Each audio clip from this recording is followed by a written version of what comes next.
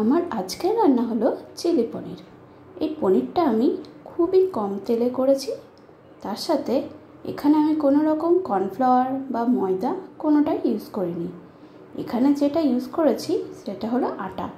তো তোমাদের সাথে আজকে সেই রেসিপিটাই আমি শেয়ার করব। তো চলো, তার জন্য আমি প্রথমে কিছুটা পনির নিয়েছি। এই পনিরটা আমি বাড়িতেই বানিয়ে নিয়েছি। তো এই পনিরটা আমি কিউব করে কেটে নিয়েছি। তারপরে একটু নুন, একটু জিরে গুঁড়ো, একটু হলুদ আর একটু আটা 1 চামচের মতন দিয়েছি। সমস্ত কিছু মিলিয়ে নিয়েছি আমি পনিরটার মধ্যে। এরপরে কড়াইয়ে তেল দিয়ে পনিরগুলো ভালো করে ভেজে নিচ্ছি।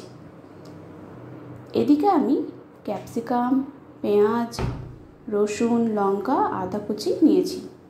এগুলোও সমস্ত কিছু একে একে আমি ভেজে নেব।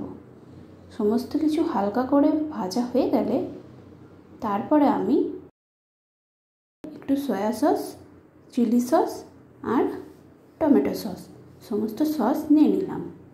এর মধ্যে একটু জল দিয়ে গুলে নিলাম। এবার ওই ভাজার মধ্যে সসটা মিশিয়ে দিচ্ছি। এর মধ্যে আমি একটু নুনও অ্যাড করেছি। এরপরে আমি 1 চামচ আটা গুলে রেখেছিলাম সেটা মিশিয়ে দিলাম, যাতে গ্রেভিটা একটু গাঢ় হয়। এরপরে ভাজা পনিরগুলো দিয়ে দিচ্ছি, মিশিয়ে নিলাম। লাস্টে আমি একটু গোলমরিচ গুঁড়ো দিয়ে দিয়েছি। রেডি হয়ে গেল আমাদের চিলি পনির। কেমন লাগলো তোমাদের এই রেসিপিটা অবশ্যই কিন্তু জানিও। Thank you.